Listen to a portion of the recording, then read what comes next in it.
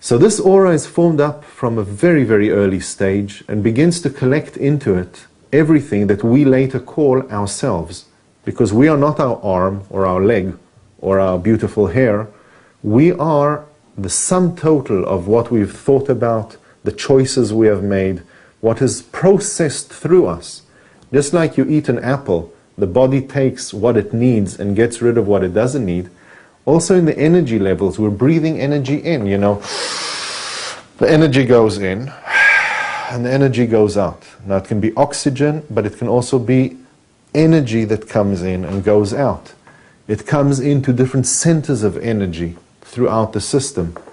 And this energy is what makes us tick, what makes us go. It's like fuel for a car. You know, you can put a car on a very low kind of octane, or you can give a car a high octane. It'll work differently. But if you're going to use a jet fighter, you know, you need a different kind of fuel. And if people are using a low grade of fuel of energy in their aura, they will only get low grade results. They can drive like an old truck, but they're not going to go flying like a rocket.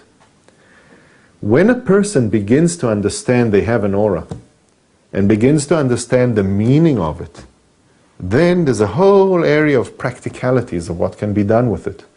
Because you can enhance your energy. You can get to the point where you need to sleep very few hours, and when you're awake, you're working much better than what is considered normal. You can take your mind and send it somewhere.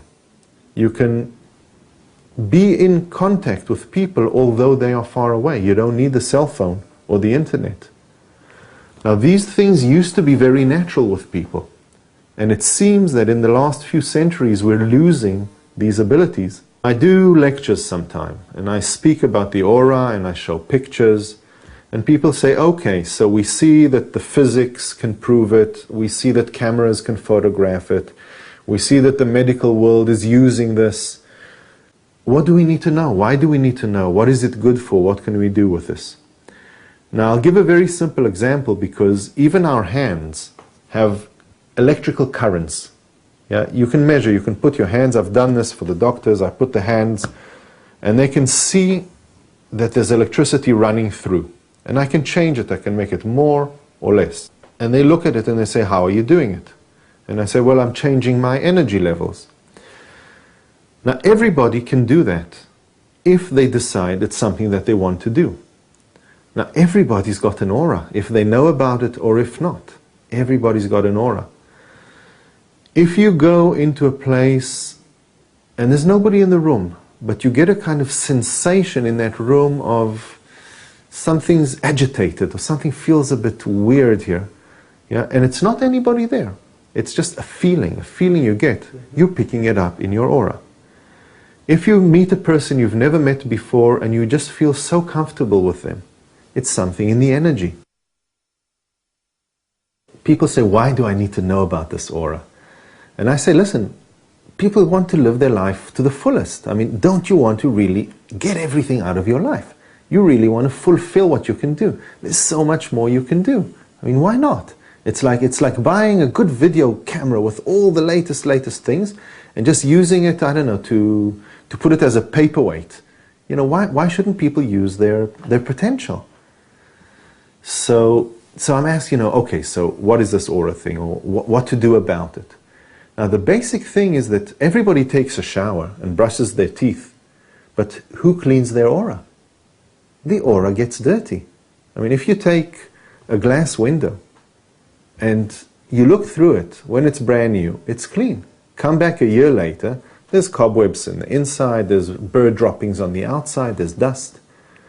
Our aura is very, very similar in the way that it lets certain things in and it doesn't let certain things in. It lets certain things out and it doesn't let certain things out. But if the auric sheath, if the outside, the exterior of the aura isn't clean, we're already limiting ourselves.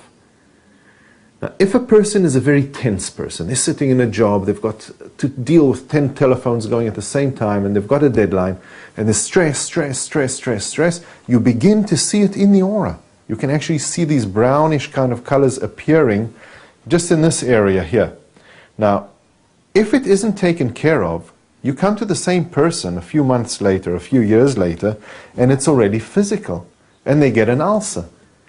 But if you treat it before it becomes physical, they'll never even know they had it. So people nowadays, if they're wise, they go to have an aura cleaning. Nowadays is what is called the aura shower. You can actually stand with your clothes in a specially designed aura shower, and the water running down on the exterior of your aura will actually clean away debris, clean away some of these electromagnetic impulses that we get because we sit near the computer and because we sit in a car and because the whole world is full of electromagnetic signals flying around from people's cell phones and Wi-Fi and the other. And you have to know about these things. I mean, it's amazing. Why wouldn't you want to know? The aura, it's not a simple thing. It's not something you can, take it, read about it, and know about it. It doesn't work like that. What I'm talking about here is maybe the first step in an entirely lifelong journey, and even in the lifelong journey you might not know all there is to know about it. I've been dealing with this for the last 40 years, since I'm a little child. I've been dealing with it very, very deeply in the last 25 years, teaching, lecturing around the world, and I still, although it's here, I mean, here's the aura. It's so near, but the journey to it can take the rest of my life, and I'm aware of that. So what we're talking about here is like the first levels of understanding. It's like there are levels within the aura. The first level is to do with what's happening in a person's bones, because the bone structure, or the calcium, has a certain level of energy coming out from the bones. Every bone, in the skull, in the hands, in the arms, and the whole bone structure has an aura to itself. Then there is the blood system, because the blood flowing and the iron content of the blood has an aura. They say about people, it's in their blood, or if his blood gets hot. But things are in the blood. Certain energy levels are in the blood, and that is about so far, I mean, you can feel it. That's about so far away from the body. Then there is what's happening, the electromagnetic activity in the nerves, the impulses running up and down, millions of them running up and down the system.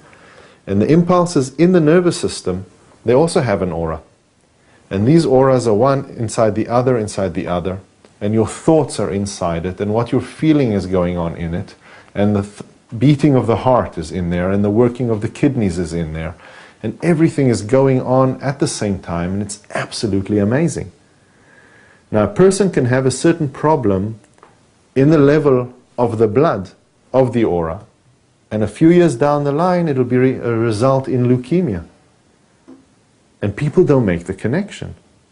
Or a person might sit with his head on, leaning back on a wall, and the neighbor has the television over there on the other side. And what's coming out will be causing migraine headaches for this person who's only sitting and working. It's so amazing, because everything influences the aura. Now, when you begin to understand these things about the aura, and you understand it's a huge, huge journey, at least the first steps, you'd want to do them as soon as possible. Because what it says is, if you have disturbing radiation in the house, it'll be affecting you. If your little child is in a bed, and the bed is near a wall, but the neighbor's refrigerator is there, and the refrigerator has an electromagnetic field, it'll be affecting the child. And if you don't know this, I mean, wouldn't you want to know that?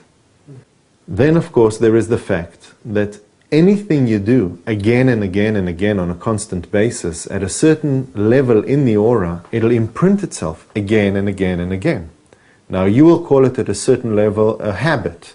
A person stops the car and starts to pick his nose, and he's not aware of it. Or someone, every time there's a bit of tension in the air, she starts to pull her hair. Or a person, every time he's going to make an important phone call, he goes and lights a cigarette. Now, these things that happen again and again and again in the aura leave the strongest marks. It becomes as a habit. It continues on to be an addiction. even if it's not with a chemical addiction. And then people come to me and they say, listen, we heard that you can do this kind of magic, and I do something, and they go home and all is well, but then they say, just a minute, what happened? I came out from a treatment and I'm not smoking anymore. I don't have the urge, I don't have a desire. It's as if somebody erased my memory. But the scientists say you cannot erase the brain. But there is exactly where the answer is. The memory isn't in the brain, it's in the aura. And if I can come and clean away the debris of years of addiction to drugs, to alcohol, to whatever it is, that background noise that was there all the time disappears. There's no withdrawal symptoms because there's nothing to withdraw from. It's just gone. It's deleted.